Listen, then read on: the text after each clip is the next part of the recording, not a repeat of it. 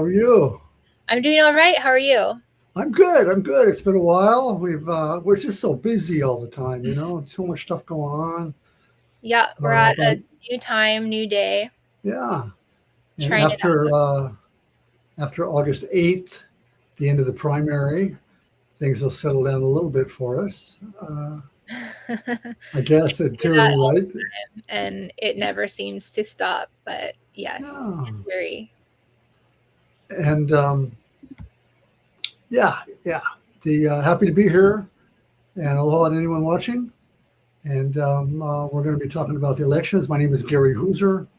I'll start and introduce myself. Former state senator, former Kauai County councilperson, along with you, co-founder of HAPA and the Kuleana Academy and others. But we're here on our own. We're not representing any organization at all. Um, I'm technically retired. Uh, GaryHooser.blog. If anyone wants to read or find out more about what we're talking today, what I'm talking about today, that's where I keep my information. So I've got lists of candidates, I've got do's and don'ts. And I wrote something for Father's Day entitled From My Heart to Yours. And I'm encouraging people, young people, especially from an uncle, to check it out. From My Heart to Yours at GaryHooser.blog. It really does nothing to do with politics. It's about life and about the journey. So that's all I got right now. Thank you, Gary. I love that piece. It was really moving. My name is Ari Julia Castillo. I am the Reclaiming Democracy Program Director for Hawaii Alliance for Progressive Action, co-facilitator of Kuleana Academy.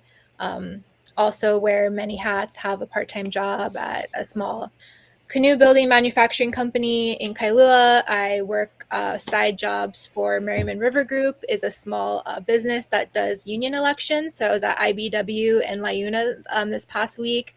Also do management for a couple of campaigns that we're going to talk about. And I'm just happy to be here, happy to catch up. It's really exciting.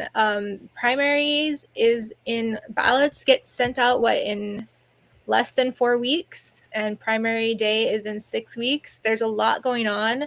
There's a lot of people running for office. A lot of people not running for office. I think like half of the races are contested, half are not. But the races that are contested, it's pretty exciting. So we're going to get into all of that. Yeah, no, it's very exciting. And if any candidates are listening, um, it's actually around the July 21st or 20th when the ballots go out. And so, in theory, people could start voting uh, right then. And so, if I was a candidate, as you know, because you teach this stuff and I help, it's about direct voter contact. So, the next 3 weeks, month till August 8th are going to be critical for voters who want to win, or candidates, I should say, who want to win. Yeah, before we get into the elections, I want to start a little bit just talking a little bit about voting. Hopefully, everyone listening is registered to vote. I would encourage you to go to the Office of Elections website just to double check, triple check to make sure that your address is up to date. If you're going to be traveling during the time that the ballots are getting sent, you can register for an absentee ballot, have it sent to you where you're going to be traveling. And also sign up for ballot tracks. This is a really awesome tool that Hawaii Elections Office uses. It's hawaii.ballottrax.net/voter. I put the link in the chat. And this is really, it texts you when your ballot is sent. It texts you when your ballot is delivered. It sends you a text when they pick up your ballot if you drop it off in the ballot deposit boxes, which are found throughout all of the islands, or if you mail it back and it's received at the Office of Elections by delivered from USPS. And then it also tells you when your ballot was accepted. So every Hawaii mail-in ballot has an area where you need to sign it.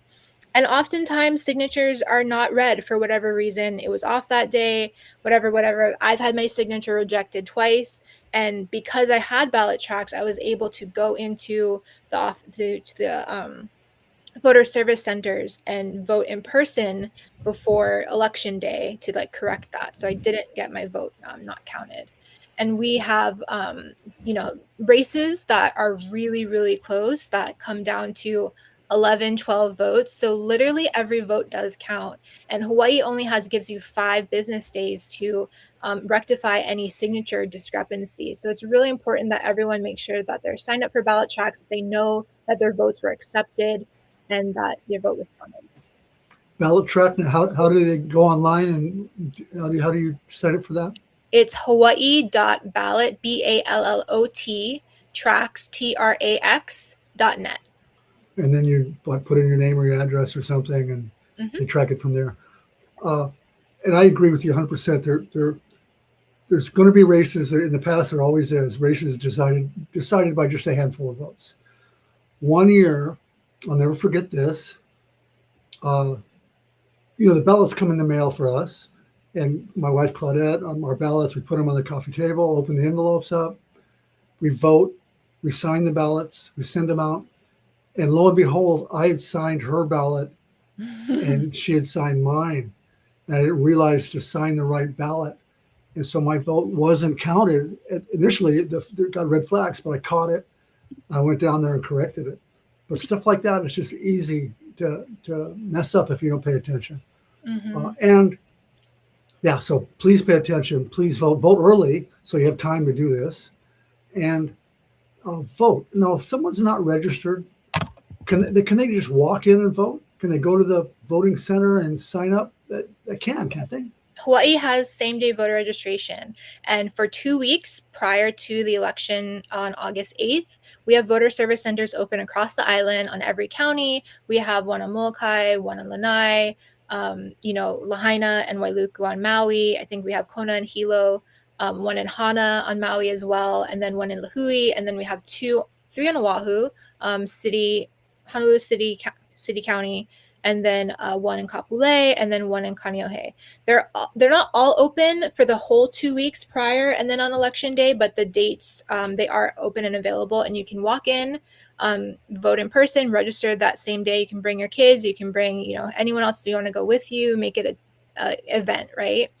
And some people just prefer voting in person, which is totally fine. That's your right. We do encourage you to visit those voter service centers when they open a week before, so you don't have to deal with the long lines on election day. Right, and it could be raining or whatever.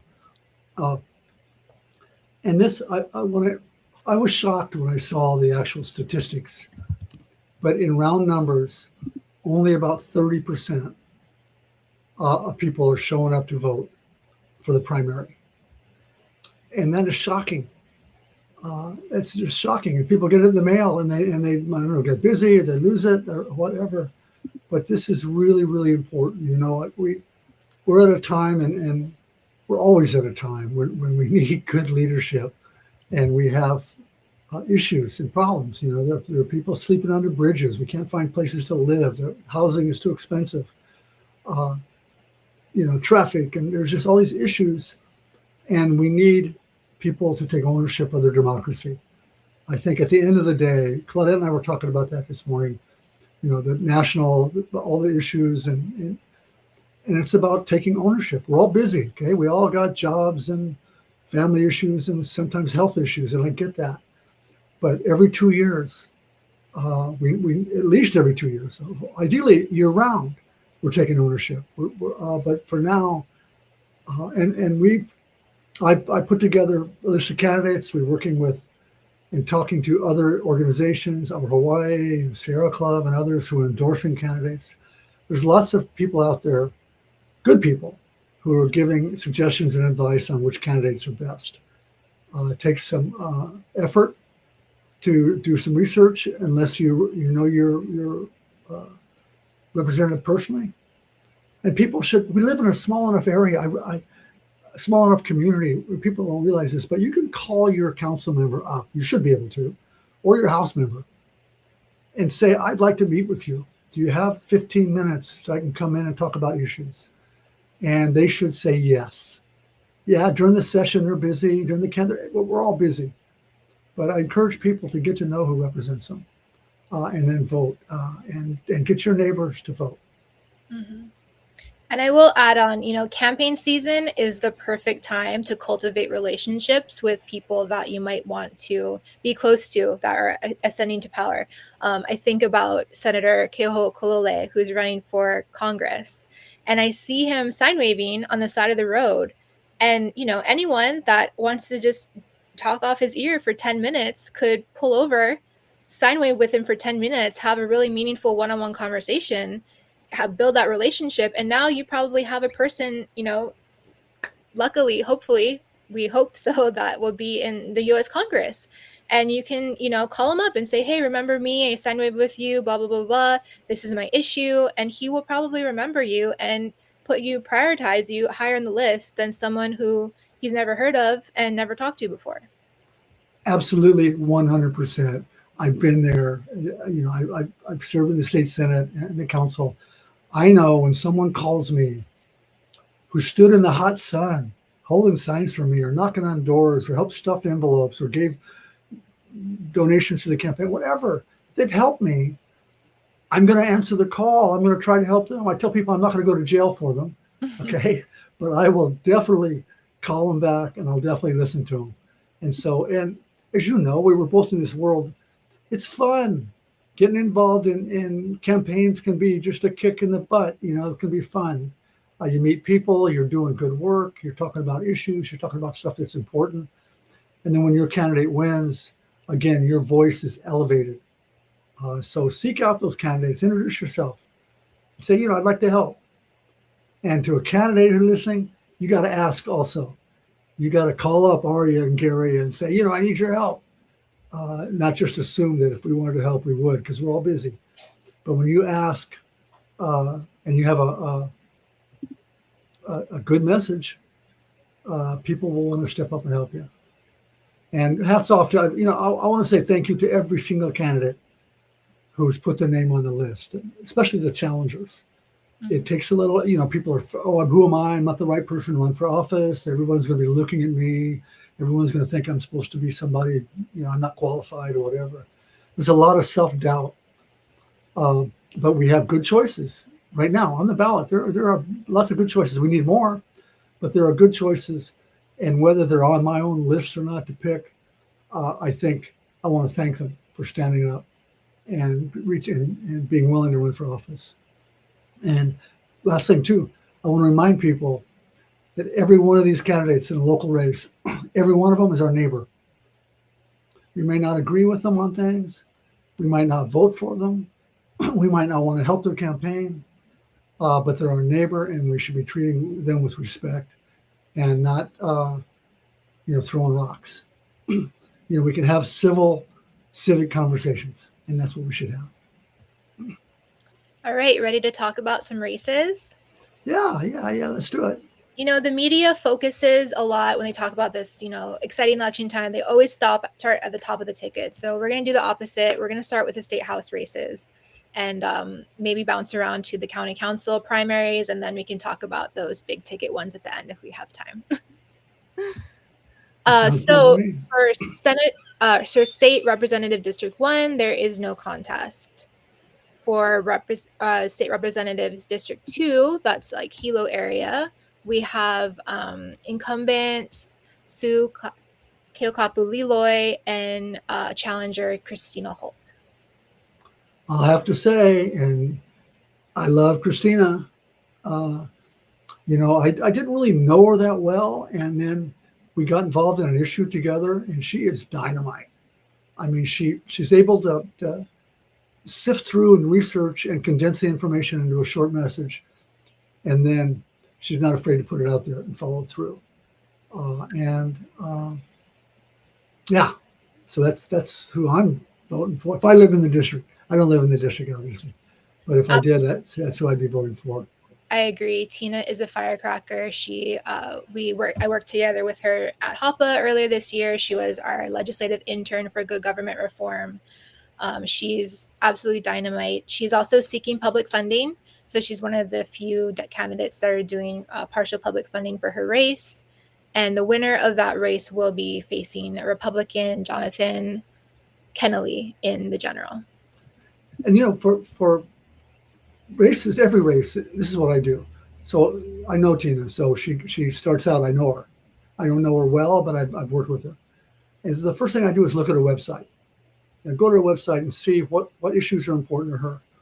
And I'm shocked, continually shocked, that not every candidate has a website, but she does. And then I look at, well, who else is supporting her? And so I look at the people at HuliPAC.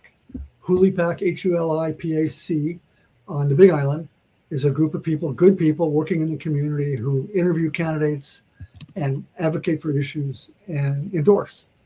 And so she makes their list also. And I believe some other lists as well.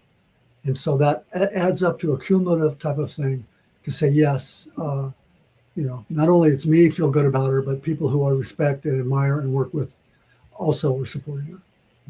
Yeah, and Tina's experimenting with a really interesting transparency project. Every single piece of testimony, every single resolution that she's helped draft is listed on her website, and then all of the stuff that she's written in the press. So it's pretty amazing to see, like, when people ask you, like, well, what have you been doing the past couple of years? It's like, it's right here. These are every single issue that I've advocated for.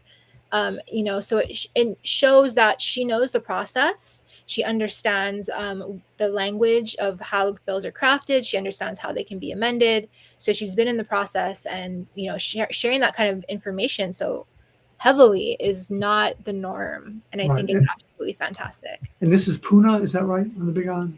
It is Hilo. So Hilo. Okay. So if you live in Hilo, I encourage you to look her up. Check her out and make your own decision. But that's who appeals to me if I lived in the district, for sure. Tina was also endorsed by the Patsy Mink PAC, which is Patsy Mink? Patsy Mink okay. PAC. Oh, wow. That's really good. They've been around for a while. They're legit. They're not crazy.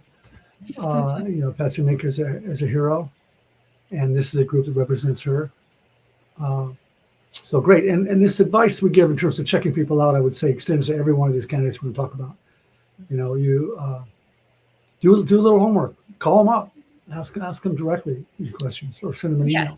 And for people that are wondering, like, well, where do I even find their candidate's website in the first place? Office of Elections, elections.hawaii.gov. If you look under candidates, it has the list of all the candidates that filed. And if they have a website, they will have it listed there. And at garyhooser.blog, I also have listed a lot of this information, and when I can find websites, I'll have links to the websites there also. Yeah. House District 3, we have incumbent Chris Todd, just got off from serving his first year as the House Finance Chair, probably second or third most powerful ranking member of the House of Representatives. He has a challenger, Ku'ule Kiana Kehawekane. She ran previously last year. I think she was down by 350 something votes, and is taking on Rep. Todd once more. Wow. That's chair of the Finance Committee. It's a pretty powerful, influential position. I have to say the Rep. Todd is a breath of fresh air coming from the prior finance chair, and his office has been responsive to me. And I wish him well. But someone else had asked me about another race, and they said, well, isn't the incumbent okay? And I said, we need better than okay. We need revolutionaries. We need people willing to rock the boat, people that are grounded in culture and Aina and change. And from what I understand, I don't know Ku'ule well. We've met, but I don't know her well. But what I understand, there's a lot of people think very highly of her in that area. Again, including my friends at HuliPAC. Yeah, I would agree with you that Rep. Todd has done a pretty good job considering as finance chair. Probably give him an A- for his first year. And again, he has been very responsive. His office has taken multiple meetings with us. He responds to emails, very rational way of explaining things, willing to have tough conversations. I totally understand that. And I think that his, colleagues also feel same way. our friends in the legislature who are progressive leaning would say that he's doing a pretty good job. Ku'ulai offers a different perspective, not just in difference of policy, but like a whole different worldview of how to govern. And I think that deserves merit and conversation. Yeah, I do too. I do too. And I'm going to jump in real quick. We're probably not going to have time for all this stuff, but I saw a video of Rep. Capella, and I know she's not on. I don't think we're going to be talking much about her today, but she has a challenger. She has a challenger. She was at a public function, and she thanked and applauded the 8 citizens who took that Ocasio versus the House and said they need to do much better in transparency. And it was refreshing to her say out loud at a public meeting. That's my dog scratching at the door, trying to get in or out. But I would hope that Rep. Todd and Rep. Leloy would say some public information about that too. Stand up and say, that we appreciate these citizens stepping forward, and we messed up in the House. And I'm going to step out and get my dog real quick. Okay. I'll be right back. So for House District 3, the winner of the Democratic primary will go on to face Austin Martin, Yes. who's running as a libertarian in the general. Come inside. Come here. Come on. For House District 4, we have Tamerlan Hunt running against incumbent Gregor Iligan. I don't know much about Tamerlan Hunt. Haven't been able to research too much about them for this race. And I have pretty neutral feelings about Representative Iligan, not positive, not negative. But Tam Hunt, huntforhouse.com. He features his dog on his website, so that's a little bit of a plus for me. Yeah, I got him back. I don't know if he wants to go out or what he wants to do, but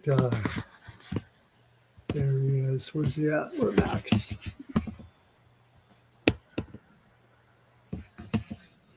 So sorry about that, folks. We had a dog break. So where are we at now? House District 4, Tam Hunt and Gregor Iligan. Okay. This is a Puna area. Okay. I don't really know much about Tam Hunt or Iligan. It's been around for a little while, so and that's part of what. And I know it's easy to say, and I'll say it. I'm looking for candidates and for legislators who are assertive and want to get stuff done and are willing to speak out.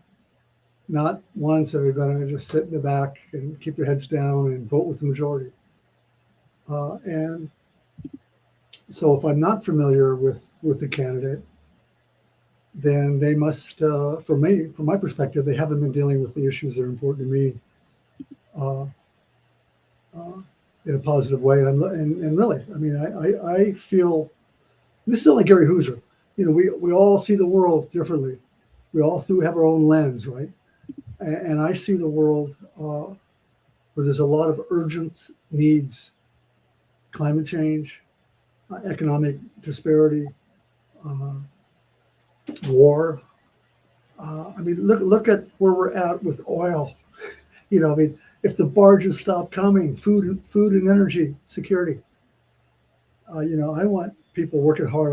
That's what we should declare that an emergency and work on that. We have lots of emergencies. There should be a year-round session, and our leaders in government should be working year-round to get people into homes they can afford and have medical care and education that we're proud of, and not just show up and keep your heads down. And I know I'm critical, and et cetera. And I know the problems aren't easy, but I'm looking for leaders that share my worldview, quite frankly, and share that sense of urgency, and then I'll help them. And then, so whoever wins that primary in the Democratic primary will face Zach Wittenhagen in the general election. And then back to Rep. Capella in House District 5. She is facing a challenge from Matt Keanali'i Kleinfelder, who is the outgoing council rep for that district. Yeah, I know both people. I don't know Matt really well, but I met him a couple years back before he got on the council. Nice guy. And that's the thing about almost every one of these people. They're all nice people, and with different styles and different values. Mm-hmm. So I'm up in the air on that one. Rep Capella, I think has tremendous potential. I wish she would step forward. And people change, people learn, and over time, perhaps she will. She did on this issue at this public meeting just a couple days ago, and she said out loud in public, she thanked and recognized the hard work of these 8 citizen plaintiffs, and recognized the need for more transparency, and promised to put her energy there to make that happen. Yeah, I absolutely think that Rep Capella deserves to get reelected. And I think that, there's been articles in Civil Beat about Matt's attendance records at the county council, questionable Facebook posts disparaging other colleagues before. So I don't think that I'm looking forward to listening to. They had a Civil Beat debate yesterday, and that hasn't been posted yet, but looking forward to hearing a little bit more about that. And while we're in the area, just to talk about it, or Councilmember Kanielo Kleinfelder's district, his seat's up. So our very good friend Shannon Matson is running to fill that seat. And it's a crowded race. I think there's 5 people in that race, including Matt's wife, Dawn, which I thought was interesting, to just slide in someone else from the family. But Shannon Matson is an incredible advocate, shows up at every single issue, is just such a caring and amazing person. And I really hope that she's able to rise to the top and be elected in November. I agree. Shannon Matson she has a proven track record. And she is who she says she is. And for me, that's all I expect people. Just be who you say you are. And I can say from personal experience that she is who she says she is. And White County would be fortunate. The entire state would be good. Would be fortunate to have Shannon Matson elected and serving. So right on.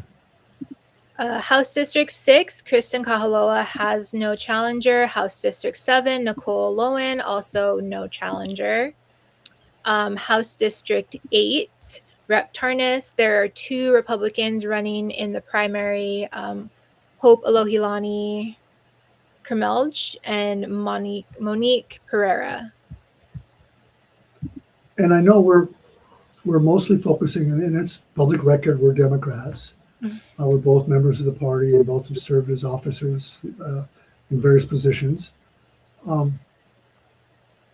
The primary, because Hawaii is so weighted toward Democrats, the primary is even more important.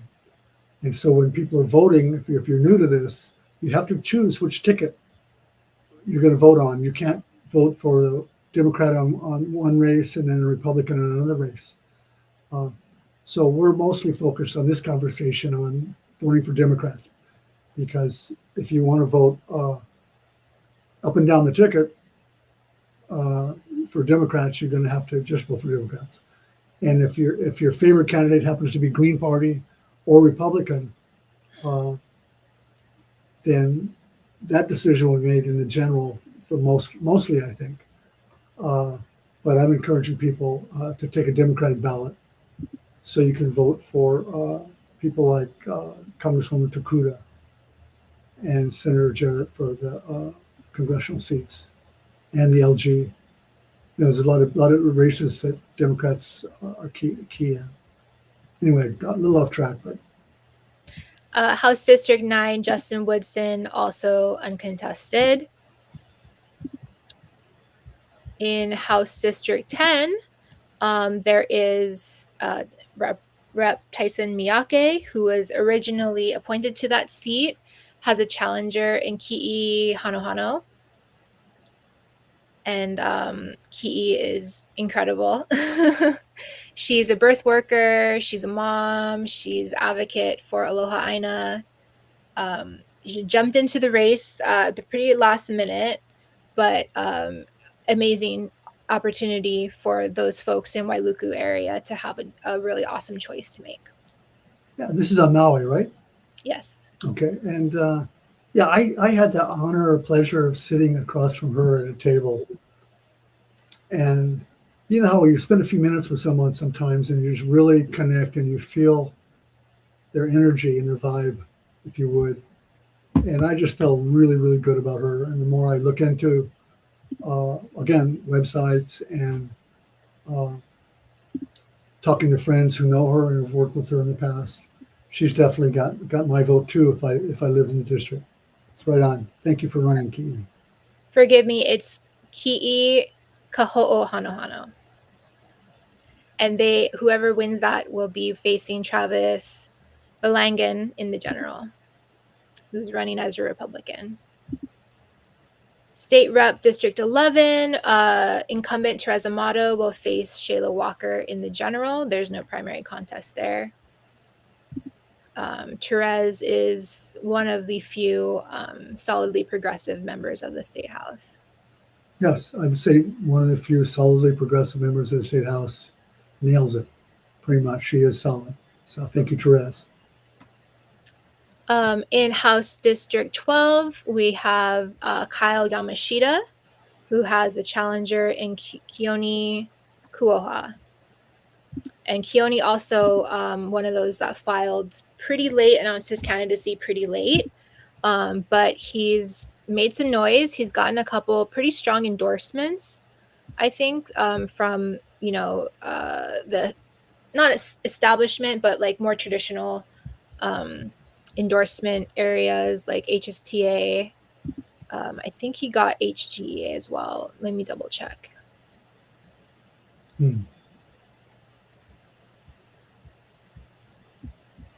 But yeah, running against Kyle Yamashita, who's been longtime incumbent, used to be finance chair, was ousted as finance chair. Gary, a lot of these races, when there is like long-term incumbents, one of the main talking points that they use is that they bring in money to the district. You need to keep me in office because I bring all the money home to the district. What are your thoughts on that? My thoughts, it's true to a certain extent. So the realities of it is if a district has a park or has roads or whatever that needs public money, they have to advocate for it. The department, they took roads, first of all, state or county roads, the agency, the departments will say, we need money, so they'll put it in the budget. So with or without the legislator, the departments have their real, genuine needs. That's no question about it. From the state perspective, you have the state senator and you have their legislators. So even if your House member, I should say, is new, the state senator serving that should be there representing it. I don't think it's something to be afraid of. I was never afraid of it myself. I just got over it. It's too much work to be afraid and to live your life worried about not going to get money for this and not going to get money for that. And you just do the best you can. And if the department doesn't put money in the budget for a park or a road, then you're on them. But you can't let that fear drive your decision making. That there's too much of that fear-based decision making. We need people who are willing to say it out loud. If they're punished, if their district is punished because of something like this, that legislator should say that out loud and let the world know, and it won't happen anymore. But I think there's more fear than reality. There are bullies in the finance chairs, Ways and Means chairs, and various committees, but you can't let fear-based decision-making drive it. I'm sorry to ramble on that, but No, it's okay. And it is important to note that, like, yes, Kyle Yamashita was in the finance position for a long time, but he's not finance chair anymore, and his faction is not in leadership. So, arguments that were pretty strong and compelling in the past, that he's part of the broader leadership and he had a lot of say, like, those not so strong anymore. Right. And just to correct the record, Keone was not endorsed by HGA, but he was endorsed by HSTA. And to recap, the way the state budget works anyway, the State Department of Transportation, the State Department of Education, every department has a priority list of money where they need to rebuild the schools or rebuild the highways or the parks or whatever. And so to get money for your district, normally it has to be on that list. The Department of Education has to want it. It has to be a priority for them. If you have your super powerful legislator, whatever, you can get moved up on the list maybe. But it starts with the agencies and the departments. And that's really and that's the governor. And then, so whoever wins that race in the primary will face Dan Johnson in the general election, who's running as a Republican. State Representative, House District 13, we have incredible, amazing incumbent Mahina Poipoi, Vice Chair of Hawaiian Affairs and Judiciary. Hopefully one day she will be chair, and that committee will be split up and just focus on Hawaiian Affairs. That's my hope for the future. And then she faces Robin Vanderpool in the general, so no primary contest. Okay, yeah, Mahina's fabulous. And if anyone who looks at GaryHooser.com and sees my list, I don't list any incumbents. I'm only focusing on races for supporting challengers. Just part of it is there's just not time for me to do all the work to list them all. And I feel people like Mahina and many of the others who are incumbents, they have their track record. They have their name recognition already, so they should be able to run and win on their track record and their own name recognition, in my opinion. Mm-hmm. House District 14, this is going to be one of the hotly watched races, not just in the primary, but in the general. There are 3 Democrats running in the primary: Kanamu Balibin, Ashley Olsen, and Sneh Patel. And they are going to be, whoever is the winner of that Democratic primary is going to be facing newly Republican Ellie Cochran and Green Party candidate Pa'ele Kiakona. Great. I know Pa'ele has gotten a lot of press, and rightfully so. I believe, in my opinion. First of all, the Green Party has been around for a while, but they haven't gotten traction yet. So this is an opportunity for the Green Party to get traction and attract more candidates. He's a fireball, from what I can tell. I've never met him face to face, but he appears to have a good track record in leadership and getting things done. And I think without getting thrown out of the Democratic Party, I think it would be refreshing to have somebody like him serving in the State House.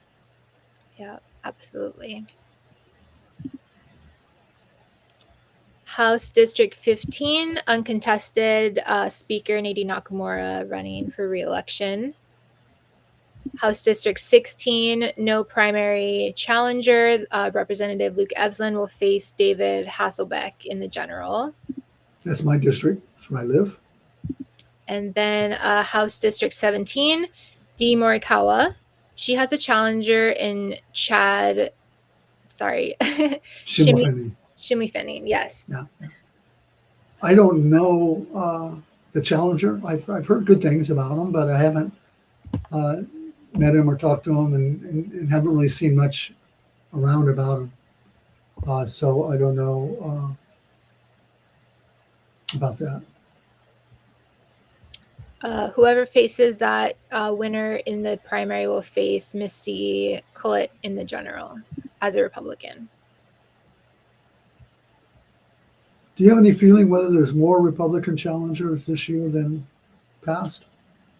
Um, I think so. Uh, not a whole lot, not like a huge insurgence, but there is a couple, but at the same time, I haven't really seen really strong campaigns Right, right. from them. So maybe it's just them running, just not have to have a choice in the races, but strong active campaigns. I haven't seen a lot of those. Now we're on to Oahu, House District 18.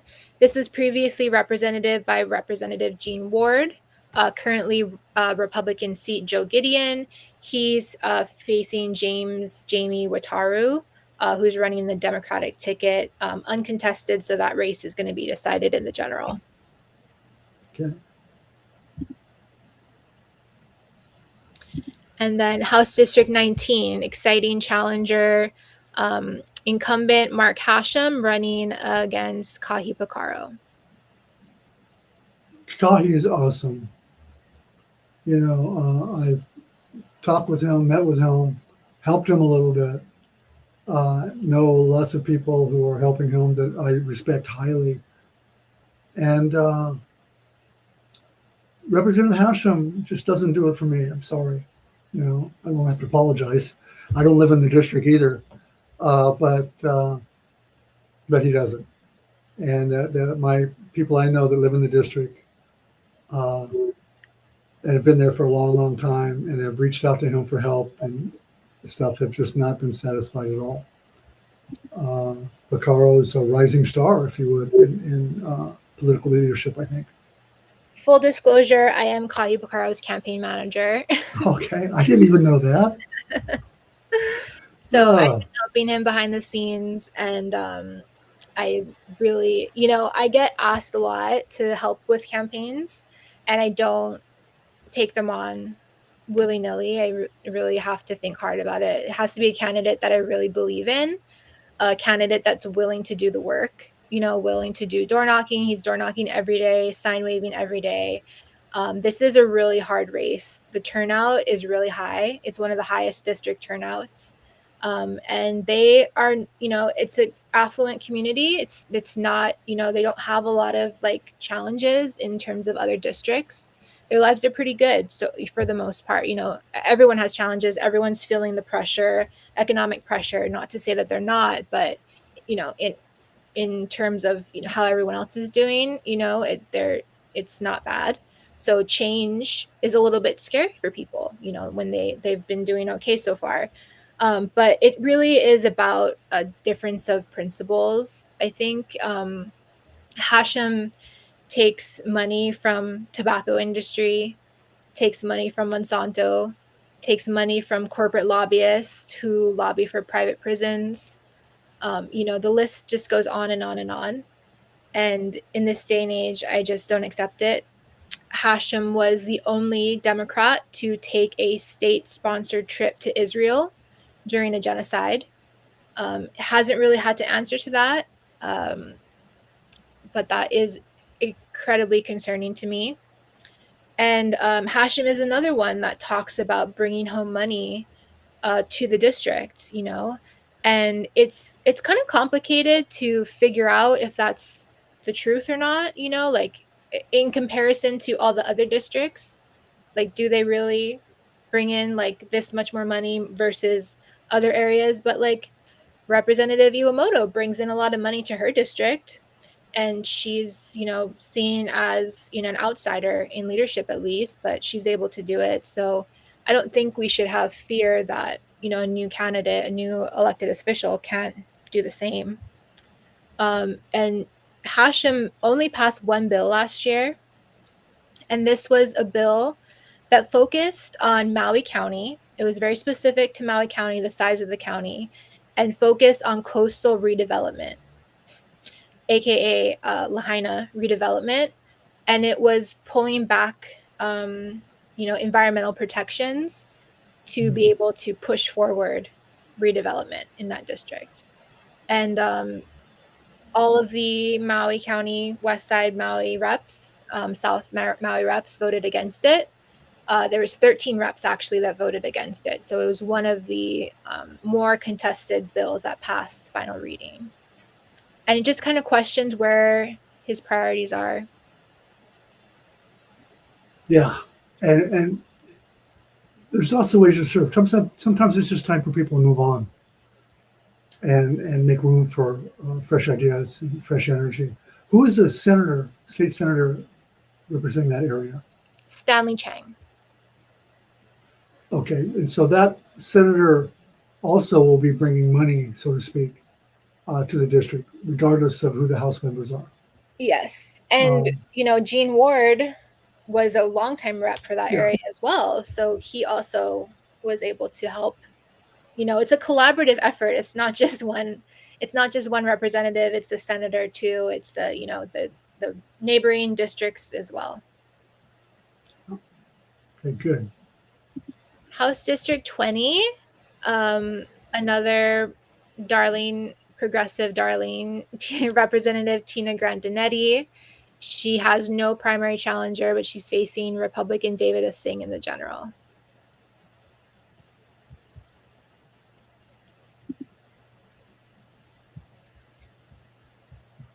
And then House District 21, we have a hotly contested race.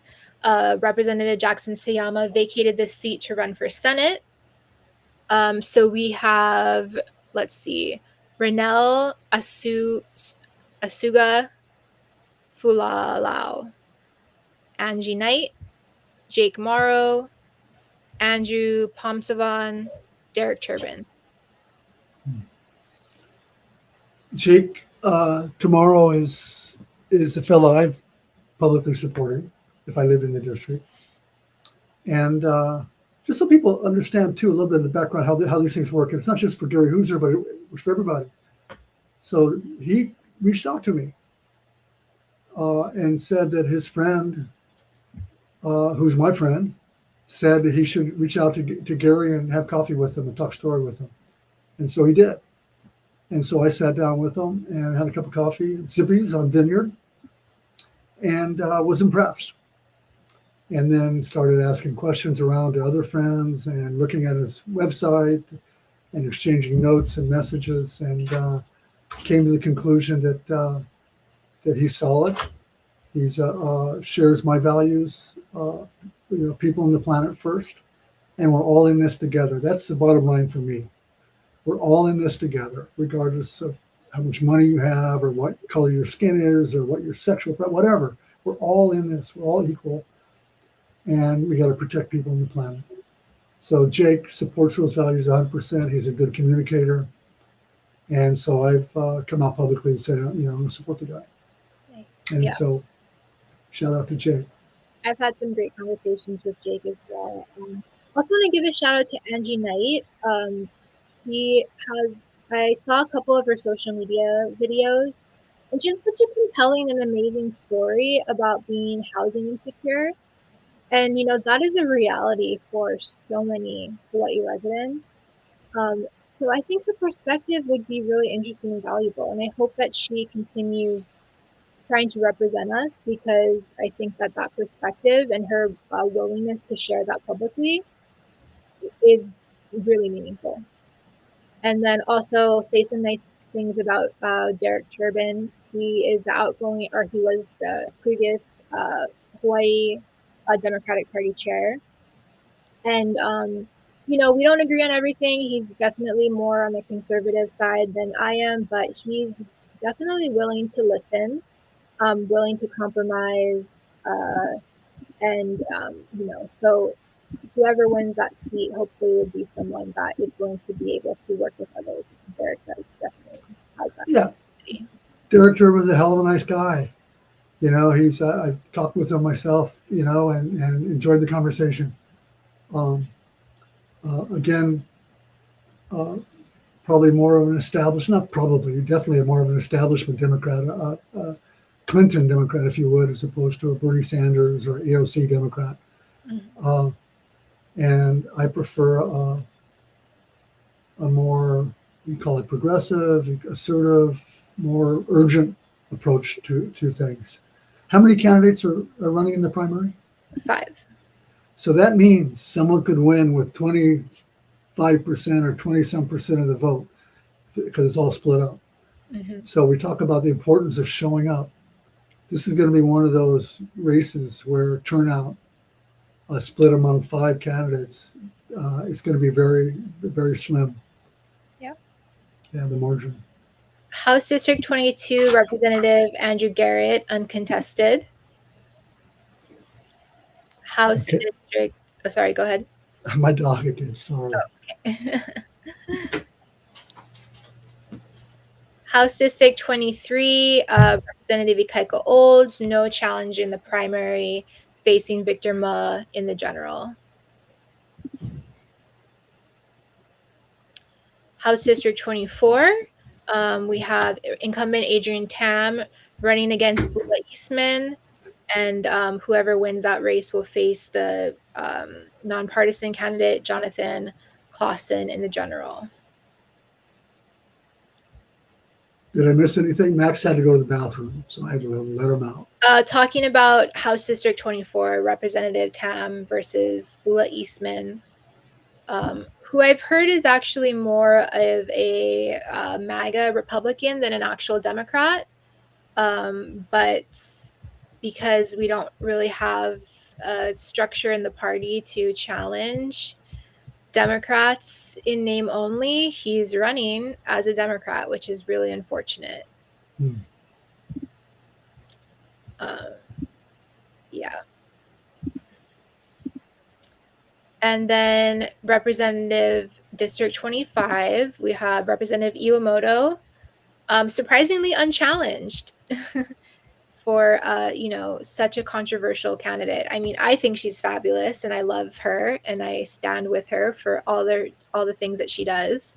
But considering that she took out Speaker Psyche last election, you would think that someone would try to run against her.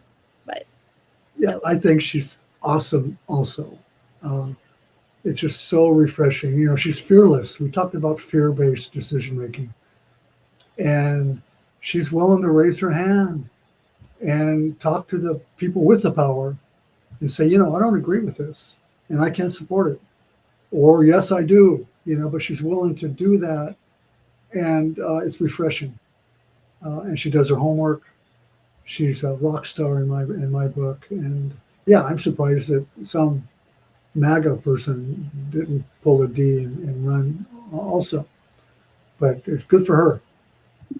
Yeah, we need more people like Kim Koko Iwamoto serving in public office. Yeah. House District 26, another hotly contested race. Representative Bellotti vacated the seat, or is not running for re-election. She's running for lieutenant governor. So we have Nathan Char, Janelle Fujinaka, Arjuna Hem, Ian Ross, 4 people running. Yeah, I'm supporting Janelle. Just recently came to that conclusion. I've been torn. Some good people running. Ian Ross I've supported in the past. I like Ian a lot personally. But again, I'm looking for a more assertive, stronger voice. And Janelle has convinced me that she's that voice. That not going to. What happens sometimes, Aria, and you've seen it, is good people get elected, and then they get enamored by the position, and they want to not rock the boat. They don't want to take a chance in losing the next election, and they've got their eye on running for Senate or lieutenant. They've got their eye too far down the road, a career politician type of thing. So Janelle is definitely not that. Janelle is a steady Eddie, I would say, and thoughtful and committed, and that's who I've chosen to put my support behind. House Representative District 27, no contest. Jenna Takenouchi is running unchallenged. And then we have House District 28, the third of three very hotly contested House races. This one also has 5 challengers. We have Reno Abahai, Nadia Alves, Ernest Carvalho, Anthony Nagatani, and Michael Ratcliffe. And there's no secret, Nadia Alves is fabulous. She's awesome. I've worked with her, like as you have. I want to say for 10 years. Maybe it hasn't been that long, but it's been a long time. And I trust her completely. She has experience working in the building. She's, Nadia Alves all the way for me. Yeah, Nadia definitely has earned the support. She was on their contest was on PBS Insights a few weeks ago, and I think she was a bright, shining star in that. It's really hard sometimes for these contested races. Priorities, everyone says public safety, everybody says housing, everyone says affordability. So it is sometimes hard to like kind of comb through that surface level stuff and find the meat of the situation. And it's, Nadia is the only one, just to bring this back, she's the only one that signed the Our Hawaii Pledge to refuse corporate donations. Janelle Fujinaka, also only one in her race to sign that pledge to refuse corporate donations, and Jake Morrow in House District 21. And I think that speaks volumes, especially in crowded races where a little bit of money can go a long way to get your message out. Saying, no, I don't want to go that route. I'm not taking corporate PAC money. Kahi Picaro as well is not taking PAC money. Not taking union money either. Drew a really hard line in that area. He doesn't want to take any organization, any artificial entity, corporate money. And it makes it our responsibility as citizens to step up with our $25, $50, $100 donations. So these candidates like Nadia Alves and the others you mentioned, who are turning down the big money, we need to step up as small donors and help make up for that, as it does. I mean, just to do one mailer, it costs $4,000 or $5,000 or more. Mm-hmm. So yeah, good for them for being willing to turn it down, and it's our responsibility then to step up. Yeah. House District 29, incumbent Ikaika Hussey, friend of both of ours, former president of HAPA. He has a challenger in John Mizuno, who had previously served in that seat, resigned to take a job in Green administration. His wife was appointed to the seat, and then Ikaika Hussey won the seat in the last election. So do you think Mizuno has a chance? I mean, it's going to be interesting. I personally would not look fondly at a representative that left right the seat and then only to just come back 2 years later. That kind of doesn't seem good, right to me. Mizuno said it's not personal, but it is a little bit of a kind of awkward situation. It's always personal. All politics is local. And trust me, as you know, I mean, picking between two candidates, the candidate that's not picked is not happy. And so, yeah, it's always personal. Hopefully, Representative Hussey, who I have confidence in, is out there campaigning, knocking on doors, and working hard. Yeah. The winner of that race will face Republican Tess Avalos in the general. And then House District 30, there is a contest in the primary for the Democrat and Republican. So Fatea Fa'atea is running, as well as incumbent Shirley Templo and Keikoa Kealoha.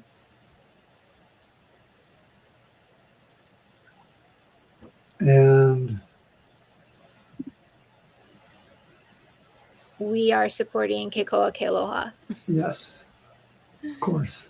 Keikoa is just an incredible advocate, social media star, but Right, he right, is right. really smart, super bright, Native Hawaiian advocate. And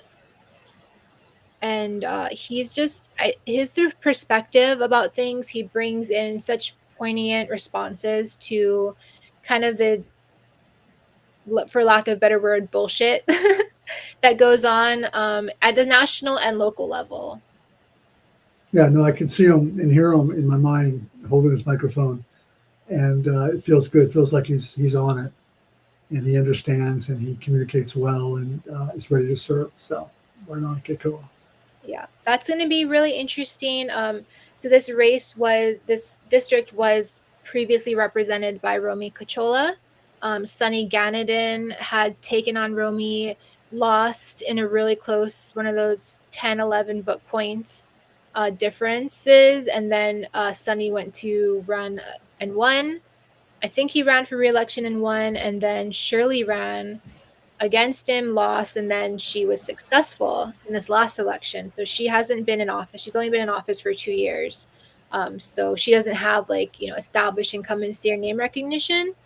So I think that having a challenger, I think that's very doable in that area that has kind of a lower turnout as well. And then in the Republican race, Angela Melody Young, she is a frequent guest or frequent testifier at the state legislature, and she's running against Amanda Ibanez, who was originally running as a Democrat in that seat, and I think she'd pulled papers for state Senate district as well, but decided to file as a Republican and running in that seat.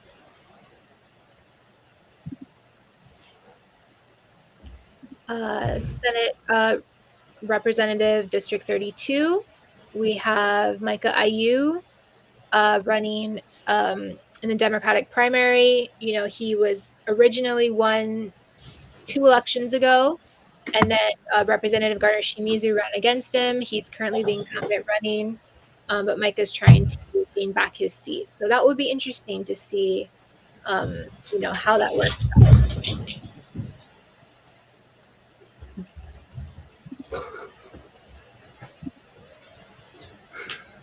Did you see him jump on the bed?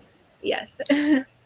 And Garner Shimizu is one of three Republicans that are in the Good Government Caucus, along with Representative Ellie Cochran and Representative Kanani Souza.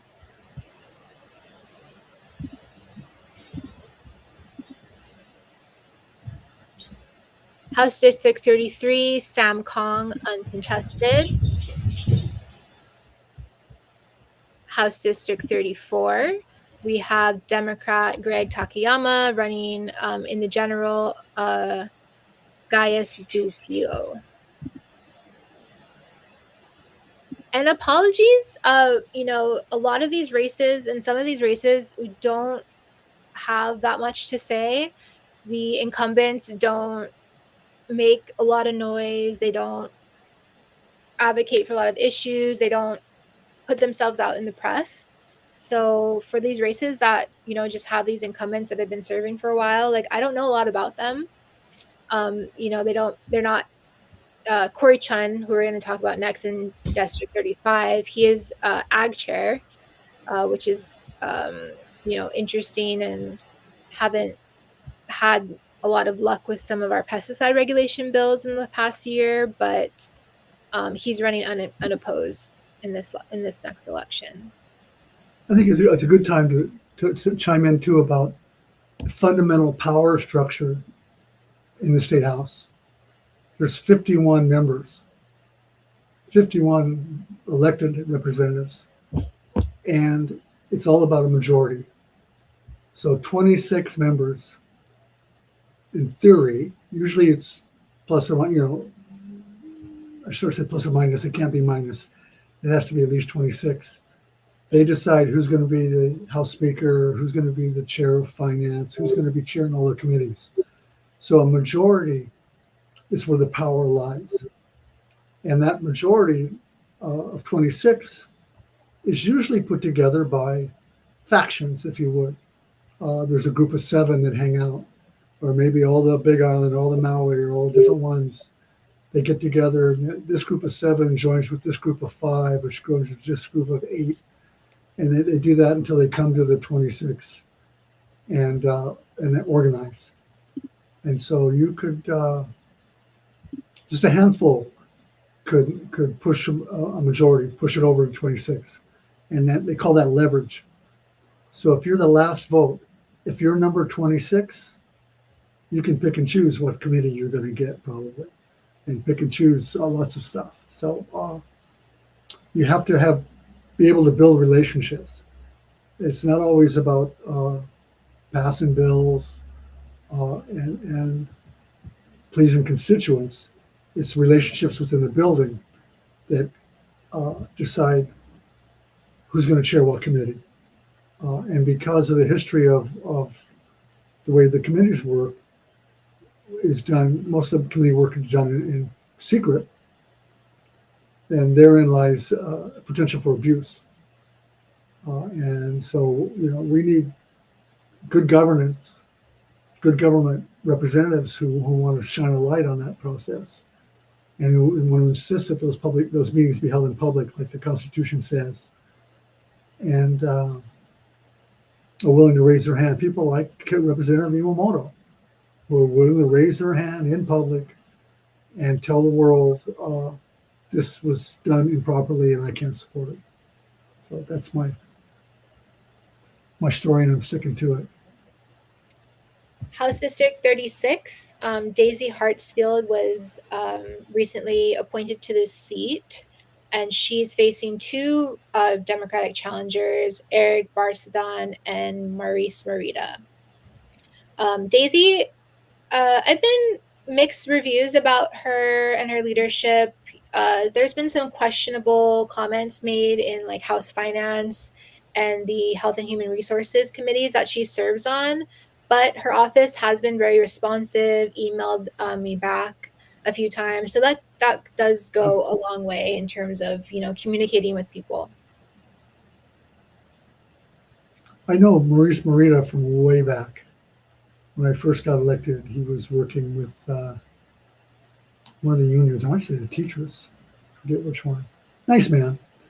And I was surprised to see him put his name forward for public office, but he's a nice man. House District 38, Republican Lauren Matsumoto, the Republican minority leader, she is running unopposed. Interesting dynamics that are going on in that area because the Senate district was just put up for appointment. And it's been rumored that Rep. Matsumoto would like to serve in higher office as the Senate. But as I understand it right now, unless she vacates her House seat, she's not eligible to run for the special election that will happen for Senate District 18, which is Senator Kidani's district. House District 39, here is another contested race. Elijah Patrick, representative of that area, is running for Senate, which opens up the door for Corey Rosenlee, who's ran for that seat twice, who also another challenger, Lauren Doctolero. I'm sorry. Corey Rosenlee is somebody I like a lot, and I'm supporting. If I remember correctly, his race was really, really close in the past. We lost. He actually went to bed that night thinking he won, and then woke up the next morning and he'd lost. Another just important lesson of why every vote counts. Yeah. Yeah. And there's also a Republican primary in that area, Danny De Garcia. He's a Civil Beat commentator. And Wayne Kaivi, they're running in the primary.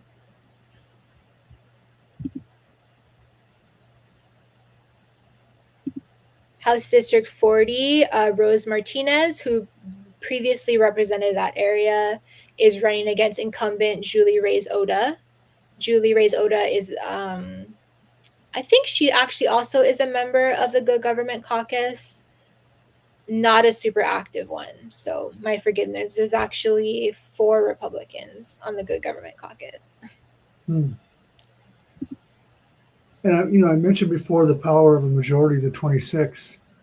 The normally that's all Democrats or all the same party, but it doesn't have to be. It could be a mixture of Democrats and Republicans who join together to form a majority and run things. And yeah, so that happens sometimes, rarely, but sometimes it happens. Yeah. House District 42, Democrat Anthony McConnell Paris is running unopposed in the primary, and he will face incumbent Rep. Diamond Garcia in the general. Well, unopposed in the primary, that's kind of unusual for a Democrat in an open seat. I guess it's not an open seat. Garcia has a seat, right? Yes. Yeah. McConnell's a good guy, I think. From what I followed him over the years, and he's ran before and listened to what he had to say, and I think he's one of our guys. Yeah, he ran last time, and I think lost by maybe 1,200 votes. So there is a lot of area to make up. That area was previously represented by Sharon Har and Matt LaPresti.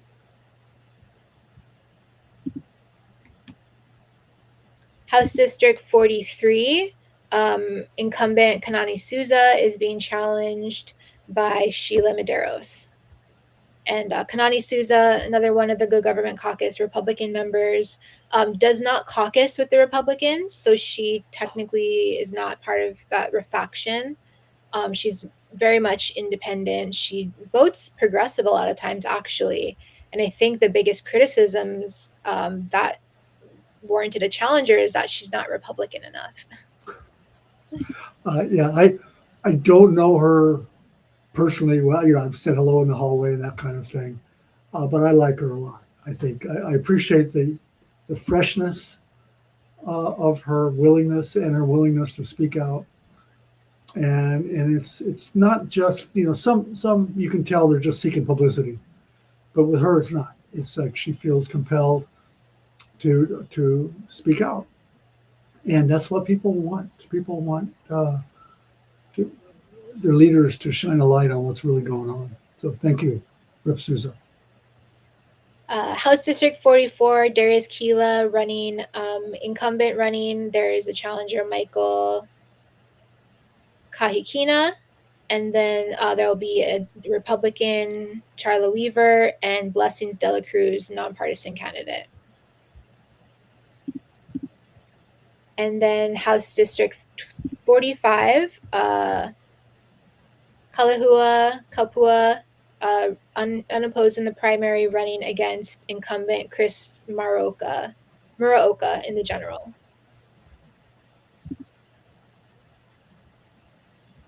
Kalahua is also known as Salty Wahine on Instagram. Okay, that's good. I like that. It's funny that people vote for all kinds of weird reasons, Have you followed her on? She's awesome. Okay. Highly recommend. She's also very smart, knows what she's talking about, speaks up a lot. Oh, this is Waianae. Yes. Okay. Yeah. I know who that is, of course. Yeah. I don't know her well, but I know the race, and from what I hear, she's great. Yeah, she is great. House District 26, another good friend of ours, Representative Amy Peruso. No primary challenger this year, finally, after years of having establishment challengers in the primary. She has 2 Republican challengers that are in the primary, Daniel Gabriel and Rocklyn Youngstrom. Rocklyn is the, I think, Young Republicans chapter leader in Hawaii. And the winner of that race will face Amy in the general.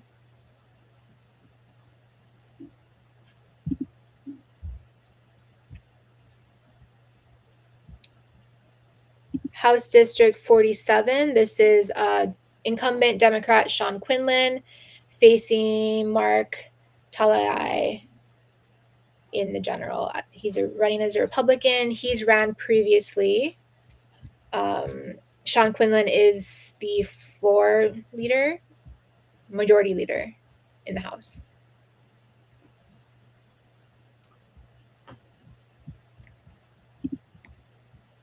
And then House District 28, Lisa Kitagawa running unopposed. House District 49, we have Scott Matayoshi, incumbent, running against Ale Rodas, Republican.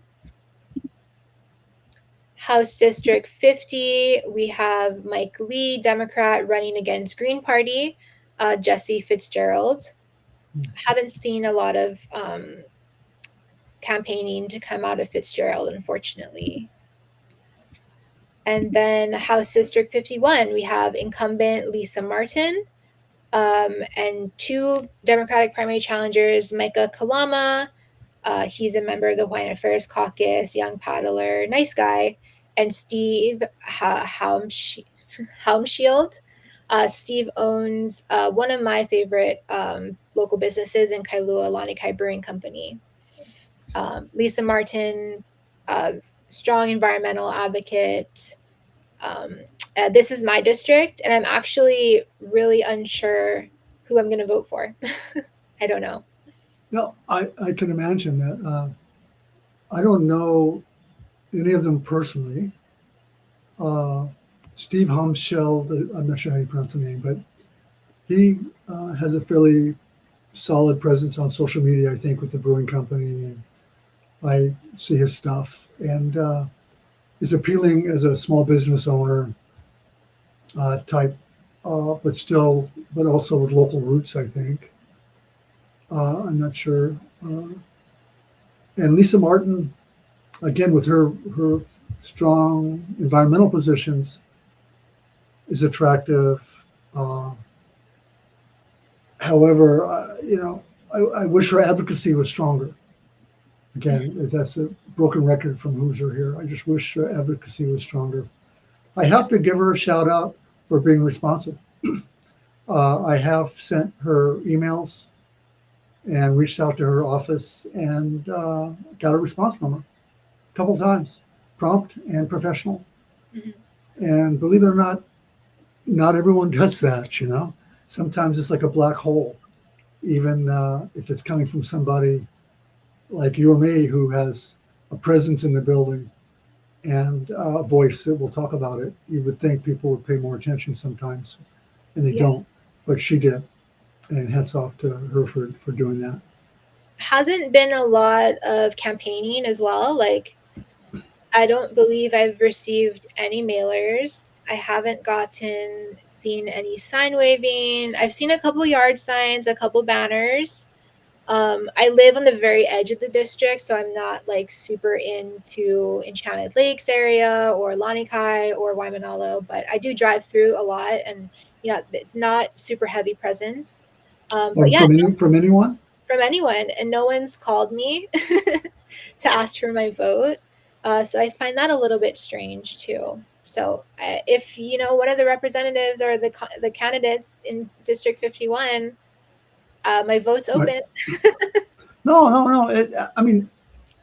I write about this on my blog about the 6 factors that I use to evaluate candidates at GaryHoosier.blog. And one of them is, are they willing to do the work?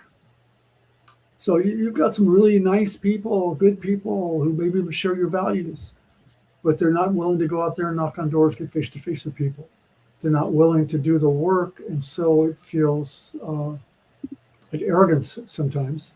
Feels like they're taking it for granted, and it's not very motivating for a voter to go out. So shame on the candidates who aren't willing to do the work and wanting to coast in, or maybe they think they're doing the work, but they're not. I mean, we've learned working on many campaigns, direct voter contact.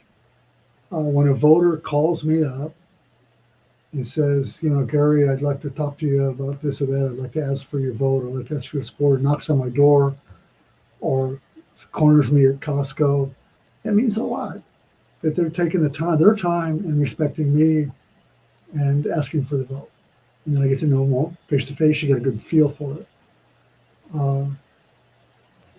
And sometimes, though, I know it's hard to get out of your comfort zone from a candidate's perspective. Now, I'm going to go back to the beginning, if we could. I had someone send me an email yesterday, basically saying, Gary, just tell me who I should vote for. And I sent them back a note. I said, you know, go do the research. And they said, well, they don't know where to start. And I said, well, what district are you in? Where do you live? Who's your representative? And so I had to walk them through how to find that out. And so if you registered, you'll get a sample ballot or something, or no? Or how do you find out who's on your ballot? If you go to officeofelections.hawaii.gov, I think you can see a copy of your ballot. Okay. And then there is also other, I haven't tried any of them, but there's been other websites I've seen that, like, if you type in your name, you can see the candidates that are running in your area. okay. You know, and there's also a lot of organizations like Sierra Club Huli Pack endorses Our Hawaii. You know, if Right. corporate money is important to you, you can see who signed that pledge to reject corporate donations. You need to know what your district is, though.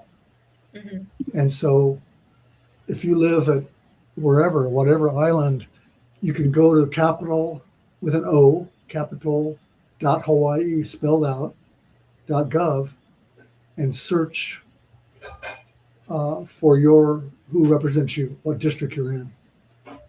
It's a search function. And so you'll know, okay, like it's district, House District 16. And then at least then I could look at the various endorsements. Because right now, if you don't know what district you're in, you don't know who to vote for. And we're going to be doing this again, I'm sure, prior to the election. I'm going to be continuing to write on it at garyhooser.blog. And, you know, I try to help. I don't want to tell someone how to vote or tell someone who to vote for. I'll tell them, you know, who I'd vote for and why.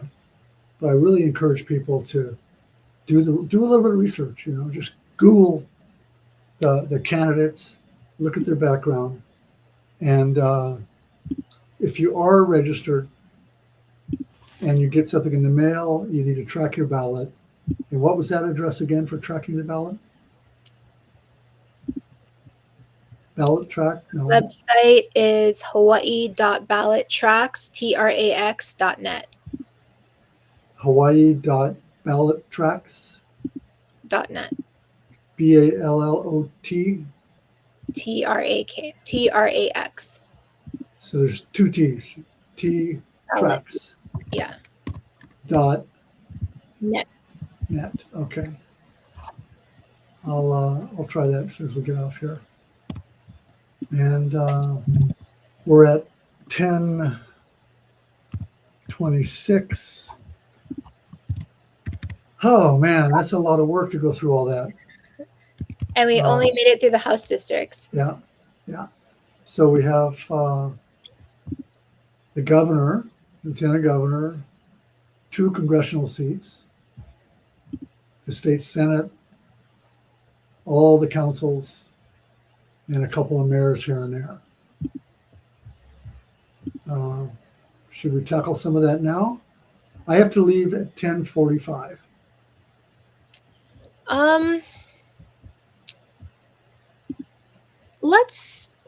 Let's end at 10:30, and Okay. we can pick this up again. Let's see. Yeah, we covered a lot of information, and I want to remind people that maybe just jumped in that less than 30% of eligible voters, people that can vote, showed up in the last primary. And that is it's sad and it's crazy. And so please, I encourage people, if you want to see change, most people aren't happy with the status quo. I'm not. But if you want to see change, you got to show up and vote. You have to be involved. And Ari and I are here to help educate, teach, and support that. And we'll tell you who we're voting for and why. But ultimately, you got to be the one to make the decision and show up. And those of you that I'm talking to now, you vote, you never miss an election. Well, you got to go next door and get your neighbor there. Or you call your uncle or your child or the person you work with and say, did you vote? Please vote and help them. We have to get the turnout up and get people more involved. This is a democracy that requires all of us to take ownership of it. You can't blame other people for the problems of the world. We have to take responsibility. Yeah. So you want to meet here next week, Tuesday? Next week, Tuesday sounds good. Let me double check here.